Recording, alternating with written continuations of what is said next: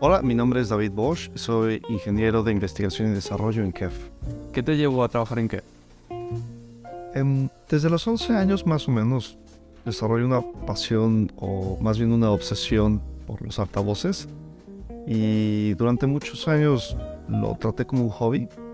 Nunca pensé que lo iba a hacer profesionalmente y más o menos ya que llevaba 2-3 años trabajando en algo más, en automotriz, estudié un posgrado en Reino Unido. Me puse en contacto con todas las compañías que hacían altavoces en Reino Unido y solo KEF me contactó y me invitaron a ver lo que hacían en su laboratorio y desde ahí hicimos una relación que pues, se desarrolló en mí trabajando ahí.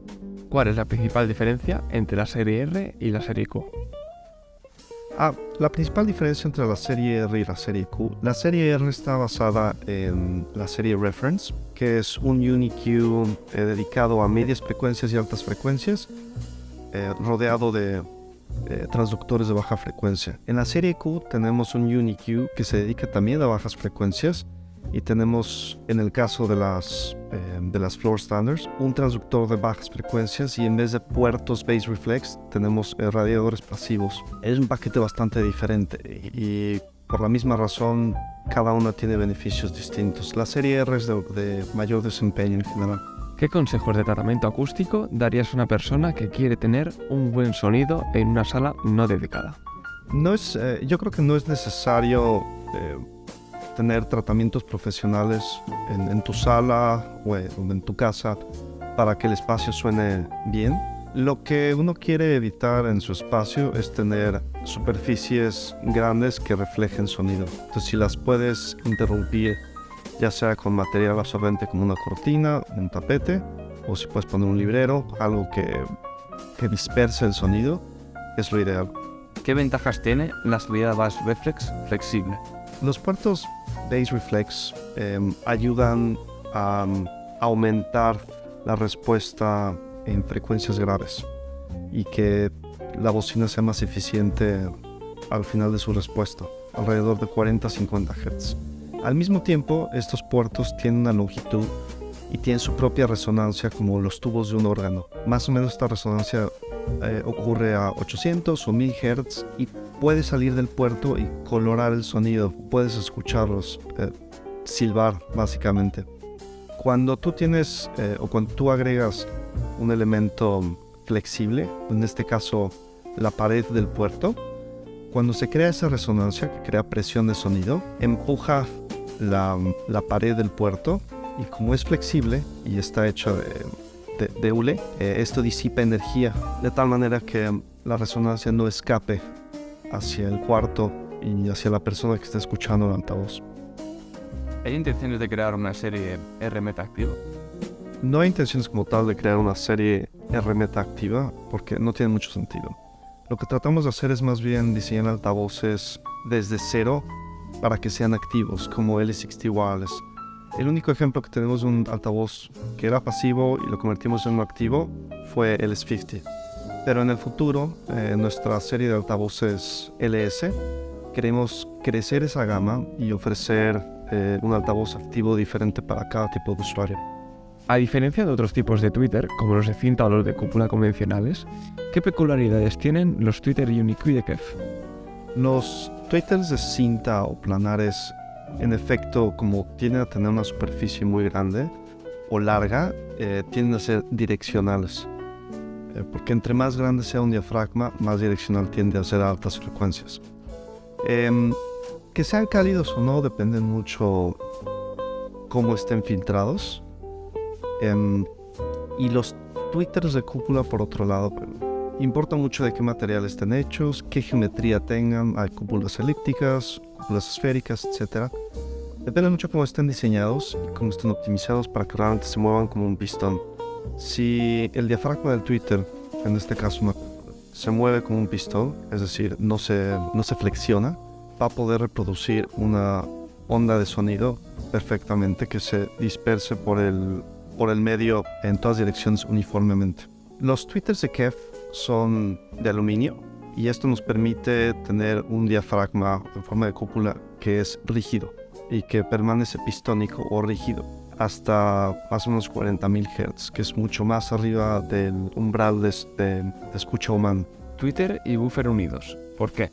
Hay una buena razón por la cual poner dos transductores en el mismo punto del espacio, de tal manera que la onda de sonido que proviene de ambos no se cancele en el espacio.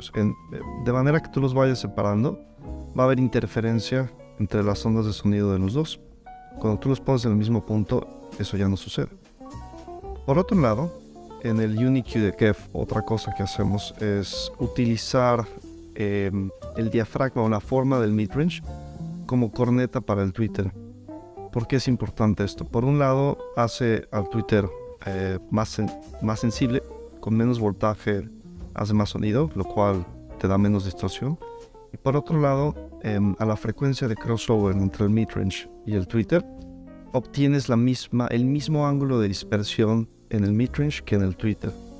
De esta manera, digamos que el altavoz ilumina el cuarto con el mismo ángulo a cualquier frecuencia a través de la región de crossover. Esto es muy importante para no crear zonas de silencio, digamos, alrededor del altavoz. Y esto resulta en una imagen estéreo más creíble y más realista. ¿Las puntas de desacople marcan una diferencia audible? Las puntas de desacople o spikes tienen dos funciones. Una es aislar el altavoz del piso y por lo tanto de otros muebles, de tal manera que la vibración no excite al resto de los muebles en el cuarto y no hayan resonancias o sonidos extraños en la bocina. Y por otro lado, permiten que la masa del altavoz no se columpie, digamos. Si tú pones el altavoz en 3 o 4 pies y están bien sentados sobre el piso, la masa del altavoz va a permanecer sin moverse. Cuando el altavoz de baja frecuencia excita al gabinete, el gabinete va a tratar de moverse, entonces necesita estar muy bien parado sobre el suelo. ¿En qué afecta la rigidez del chasis de la caja? El gabinete de cualquier altavoz tiene varias funciones, una de las cuales es no sonar. Solo quieres escuchar la onda de sonido que viene de los transductores. De tal manera que el gabinete tiene que ser completamente inerte. Una de las maneras en que puedes lograr esto es hacerlo rígido. En vez de tener un gabinete que se dobla cuando lo excitas con la vibración de los transductores, lo puedes hacer rígido, con un material más rígido, con una estructura más curva, etc. Y esto hace que su frecuencia de resonancia o la frecuencia a la que empieza a moverse como una sábana suceda a más alta frecuencia, ¿no? Si logras que esto suceda fuera del espectro donde trabaja el transductor, ya no hay nada más que hacer. Si lo único que hiciste es moverlo de frecuencia, necesitas agregar resistencia mecánica o damping para ahora absorber esa resonancia. Esto es más fácil hacerlo a altas frecuencias con poco desplazamiento que a bajas frecuencias con mucho desplazamiento. Y esta es la principal razón por la que tratamos de hacer los gabinetes primero tan rígidos como es posible y luego agregamos resistencia mecánica. ¿Cómo surgió la idea del metamaterial? ¿Y cómo convenciste a los gentes? Los metamateriales ya existen. Hay gente investigándolos en otras ramas de la física. Existen los ópticos, acústicos, mecánicos, etc. Pero nadie había probado si se podía acoplar un absorbente metamaterial a la parte trasera de un altavoz. En este caso un Twitter, que es un altavoz muy pequeño. La idea surgió hace algunos años en KEF de probar si podíamos reemplazar el absorbente acústico que teníamos antes, que era como una pequeña corneta invertida con una espuma, con un metamaterial. Y tomó bastante tiempo descifrar cómo hacer esto. No es fácil decir metamaterial, pero realmente el metamaterial es una colección de tubos resonantes. En este caso son 32 tubos arreglados en la forma de un laberinto, pero al final del día son 32 tubos de diferente longitud. Cada uno resuena a su frecuencia fundamental y sus armónicos. Y cuando resuenan los tubos, digamos que disipan energía. Cuando viene la onda trasera del Twitter, en vez de reflejarla, digamos la onda excita los tubos y esta energía se disipa por medio del mecanismo de resonancia. Esto no es posible hacerlo mediante otros métodos que ocupen este espacio. Otros métodos pueden hacerlo, pero necesitan quizás un pedazo de doble espuma gigantesco que tomaría el espacio del gabinete, o un tubo muy largo, quizás de medio metro o más. ¿Sería posible implementar el METAP en sus auriculares? Sí tendría sentido aplicar un absorbente metamaterial a la parte trasera de un auricular, depende del tipo de auricular. Hay quizás una pregunta sobre, bueno, a partir de qué frecuencia quieres absorber, porque un auricular cubre todas las frecuencias, desde los graves, 20 Hz, hasta los más agudos. Entonces va a haber una frecuencia a la cual dejes de absorber. Hay personas que tal vez no quieran esto, que no es alta fidelidad. Ronda flash. ¿Empotrados o de estantería? Depende para cada quien, pero para mí, de estantería. Prefiero tener control del gabinete y para mi espacio me gusta mucho tener un altavoz, no en la pared. ¿Salida más reflex abierta o cerrada? Depende qué necesite uno. Para mí, abierta, porque significa menor distorsión y mayor reproducción de graves. ¿Color favorito de la serie R? Mi color favorito es azul índigo de la R3 Meta. ¿Woofers opuestos como en las Blade o frontales como en las Reference? Woofers opuestos. Es una solución superior. Tienes cancelación de fuerza y los woofers están mucho más cercanos al midrange. ¿R3 o R6 en vertical? Yo prefiero R3, porque tiene puerto bass reflex básicamente y reproduce más graves. ¿LS50 Meta o R3 Meta?